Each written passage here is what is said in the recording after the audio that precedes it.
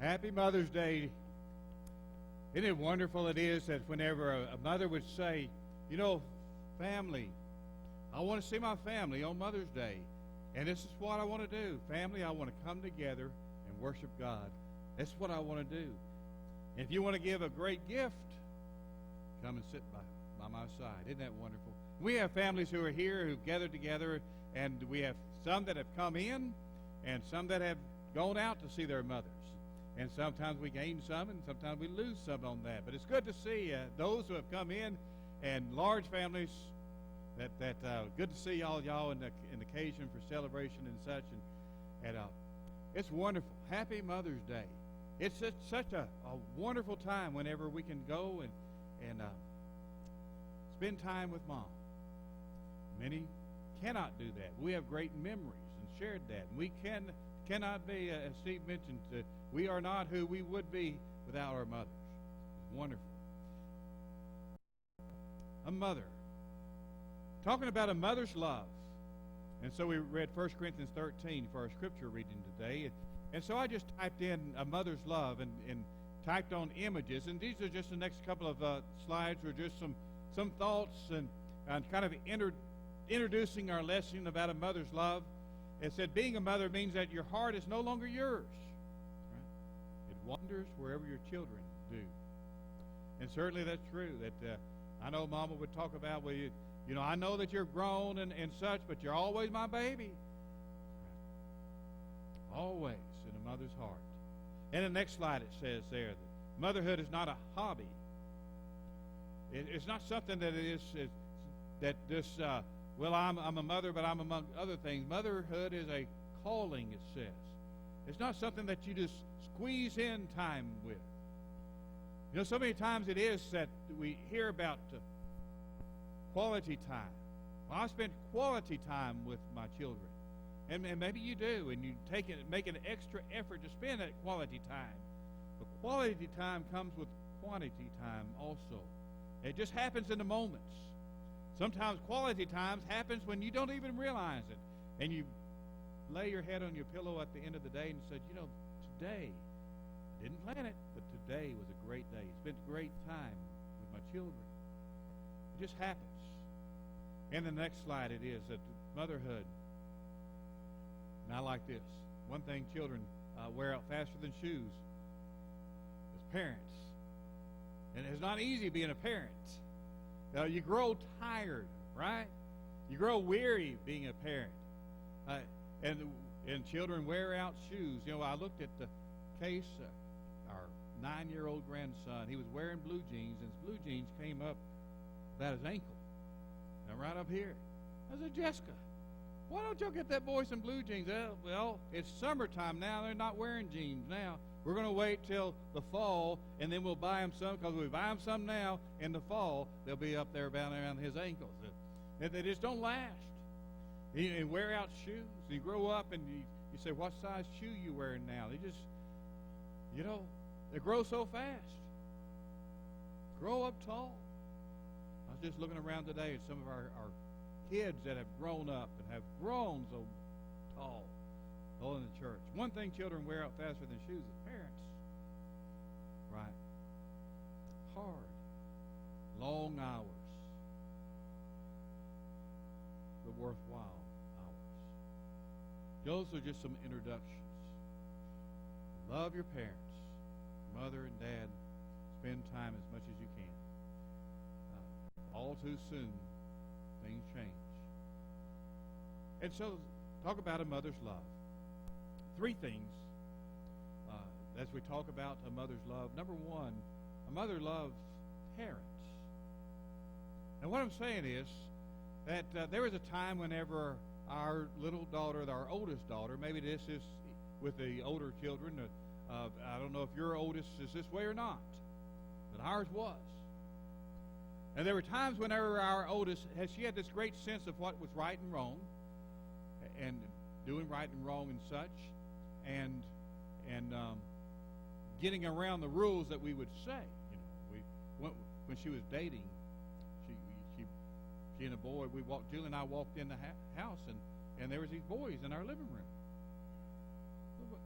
What are these boys doing in our living room? Well, we had 2 teenage daughters, and so we had boys in our living room. You know, and so we told the girls after the boys left and everything, said, y'all can't have boys over at the house when we're not there. You know, we hadn't made that rule before. And, you know, Janet was saying, you know, y'all didn't tell us before, so we can't punish them for that or anything. You know, y'all didn't make the rule, so we didn't break the rule. And so next time we come up, Janet's with the boy, and she didn't bring him in the house. They're just out in the truck parking. And I was like, oh, boy, what about these rules here? But we would tell Jana, growing up, at a very young age, probably 2 years old, we began telling her this. Jana, you are not the boss. She thought she was at 2 years old, you know, and at 3 years old, and at 16 years old, and so on like that. But we had to continually tell her through the years, you are not the boss. And so that's what a good mother lets their children know who the boss is. Maybe it is you don't have to tell your child that. Maybe it is that they recognize, oh, my parents are the boss, and I will yield to them, and I understand that, and I acknowledge that, and they're the boss, and I'm not the boss. But we didn't go through that with our oldest. Our youngest was pretty well, she recognized we're the boss, but the rules didn't apply to her. You know, y'all can make the rules all right, but, you know, and I acknowledge that's the rules, but that applies to Jana because y'all have to make rules for Jana. I don't have to follow the rules. You know, y'all, those are Jana's rules. But a mother, parents, right? A mother is a parent, not the child. Don't be a Walmart parent. You know what I mean by that? You go to Walmart and you see kids. Let me tell you, Julie and I were there, and this child had not been told they were not the boss. Very evident in that. And Julie and I just wonder, she's about 4 years old then. What's she going to be like as a teenager? And Julie said, I'll probably have her in 6th grade. Yeah. She'll think she's the boss. Yeah. And that parents, be a parent. And all that's there, I know it's hard to be consistent in parenting. Right? It's hard to have that consistency.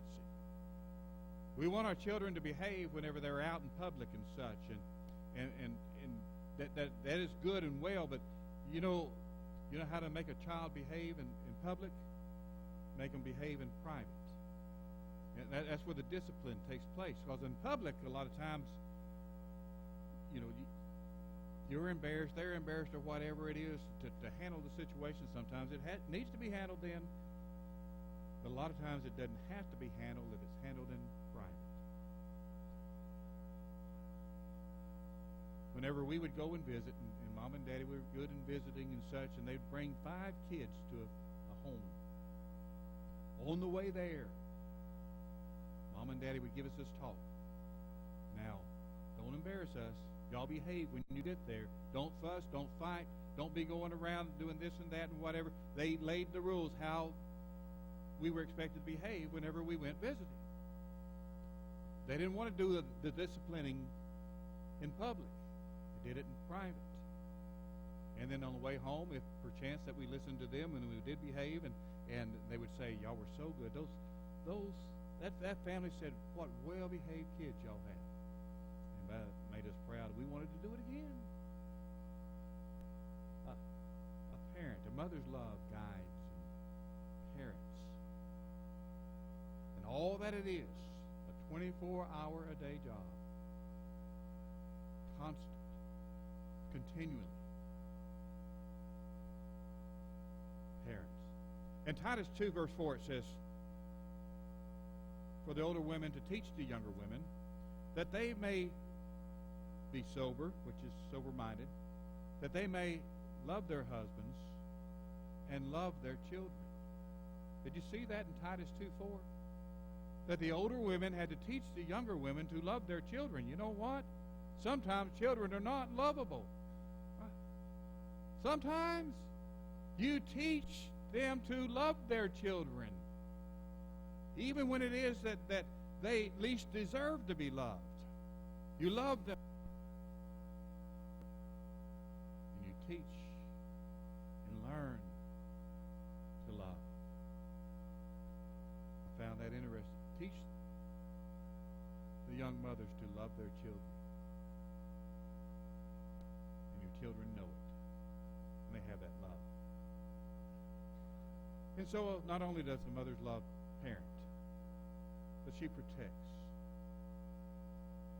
Mother's love protects. And I think back to the Bible, and I think of Jochebed, which is Moses' mother. And it was, during the time of Moses that Pharaoh had said about the male children born to the Israelite women, it said they were to be thrown into the river. And so here it is, Jochebed has this little newborn baby boy, and now think about this. What would happen to the male children? They would be thrown into the river. So Jochebed has Moses. And what does she do? She throws him in the river. But she builds this little boat first to put him in the river. So technically, she obeyed the law, right? She put him in the river. But she put him in the river under protection. She put him in the river at the right time when the Pharaoh's daughter was going to be there. And Pharaoh's daughter, as Jochebed sure was hoping, that she took him in. She protected him. She was there for him. She said, I'm going to take care of my little one. And she did. And so a mother protects.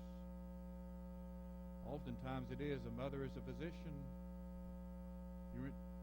Y'all remember the time whenever you fell and skinned your knee and you went to Mama crying and Mama says, I'll kiss it and make it better.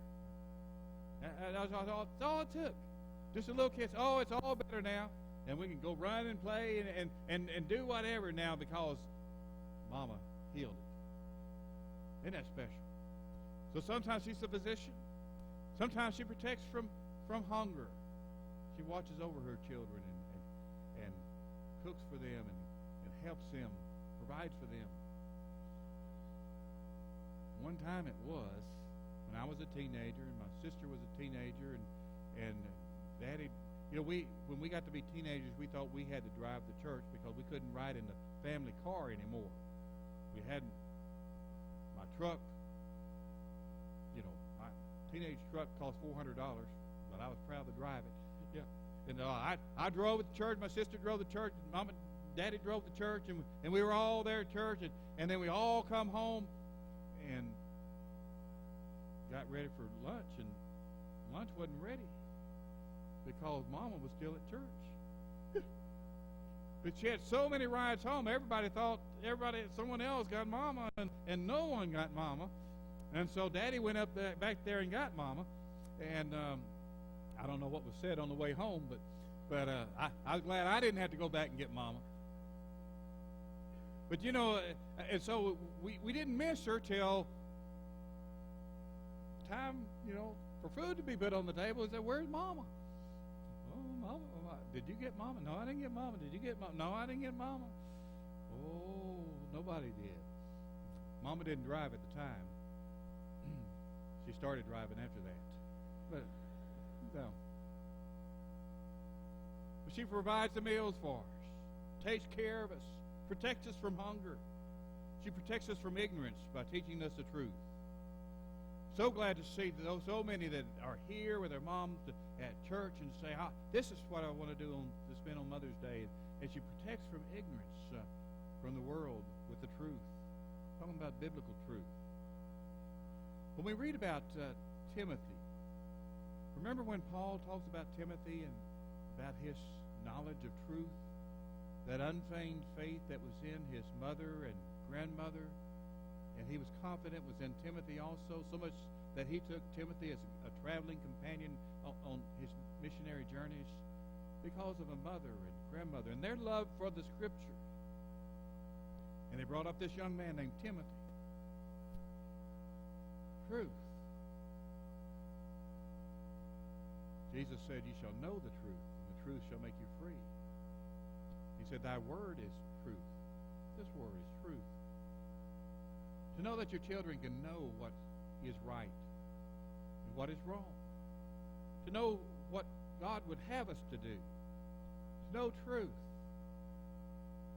to love it, to study it, to live by it. And so a mother protects us from ignorance by giving us the truth.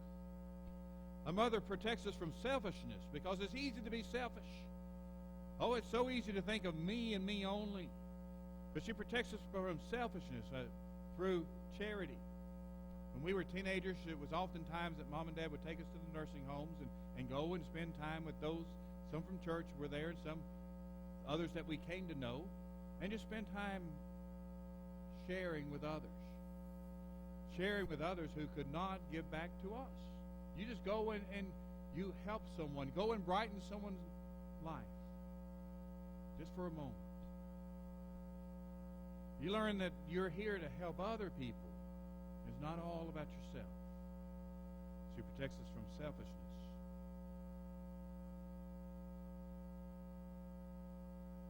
From truth. The 2 Timothy 3 verse 15, that's Paul would say to Timothy, and that's from a child you have known the Holy Scriptures were able to make you wise unto salvation through faith which is in Christ Jesus. To know the Word. And a mother parents, mother protects, and a mother prepares. And I thought about prepares on different things. Do I have prepares there? I do. She prepares several things. Number one, she prepares her heart. Whenever it was that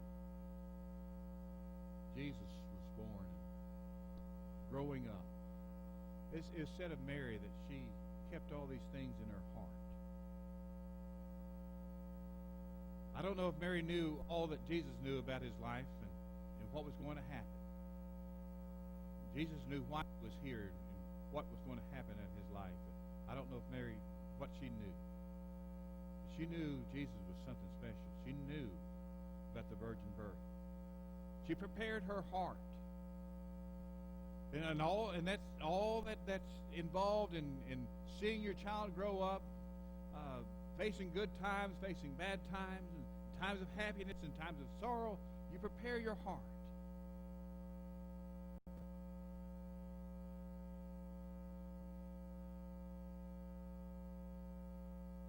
Because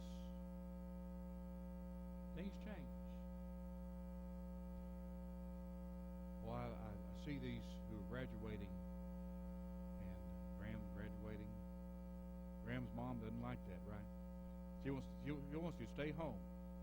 You can go off to college, but just stay here while you do that. It's all right. It's hard. You raise this little boy, and now he wants to leave. Why does he want to leave? Well, you prepared him to leave. Right, Terry? You prepared him to leave. Yeah. You prepare yourself, and you prepare him to go on and start their own families, start their own lives. And we do that, and we grow up, and we are good and healthy and mature because our mothers prepared us to be that way. As though a mother prepares herself for this time. She prepares her heart. And the greatest preparation a mother can have is to prepare for heaven, right?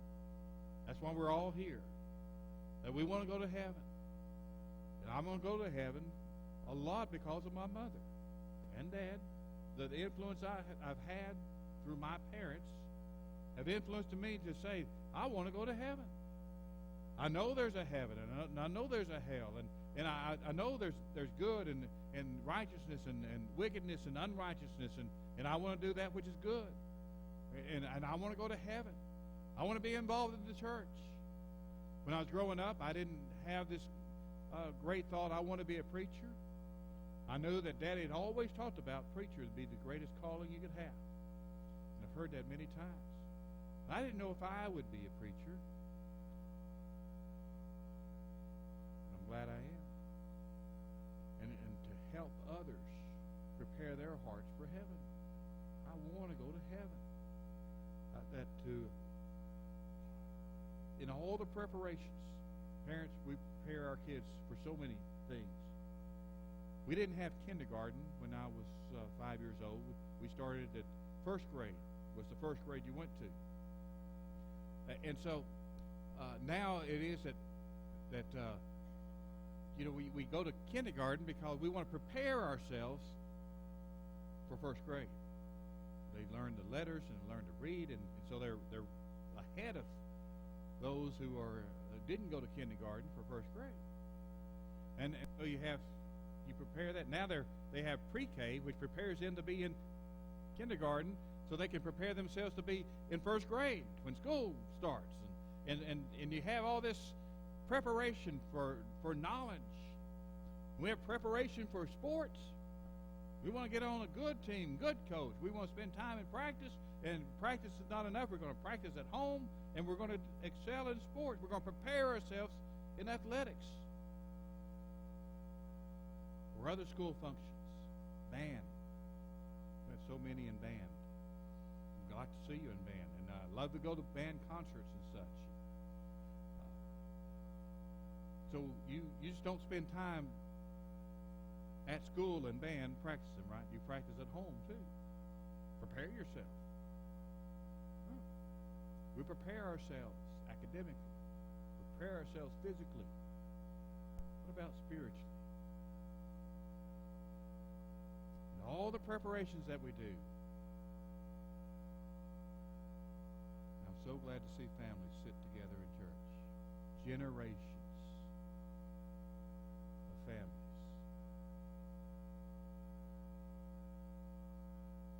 4, 5 generations of family.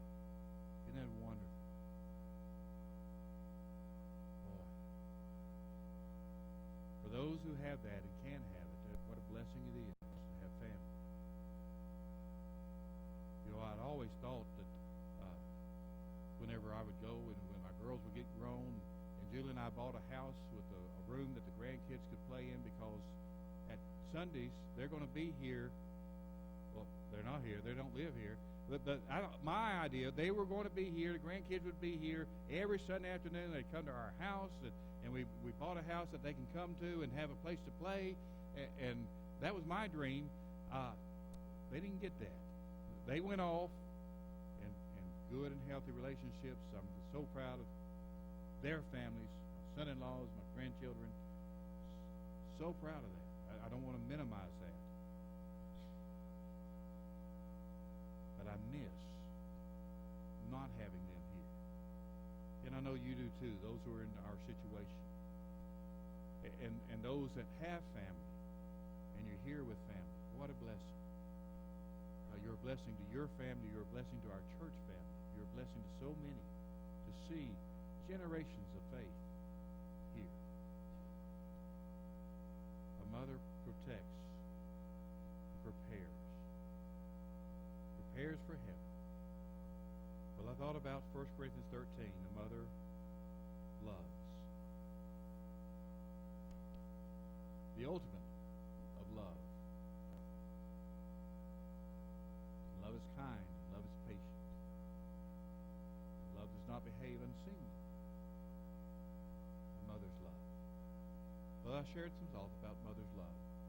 It's not really a soul-stirring sermon that maybe you're there to respond to the gospel invitation and say, well, that really wants me. I really want to become a Christian. But maybe it is that someone has been thinking for some time, and not based upon this particular sermon, but based upon other sermons or based upon your study. Maybe it is that you say, I'm ready to become a Christian, and I want to obey the gospel. Oh, what better time than today. Your mother would rejoice. Angels in heaven would rejoice. We would rejoice. And so we offer the invitation.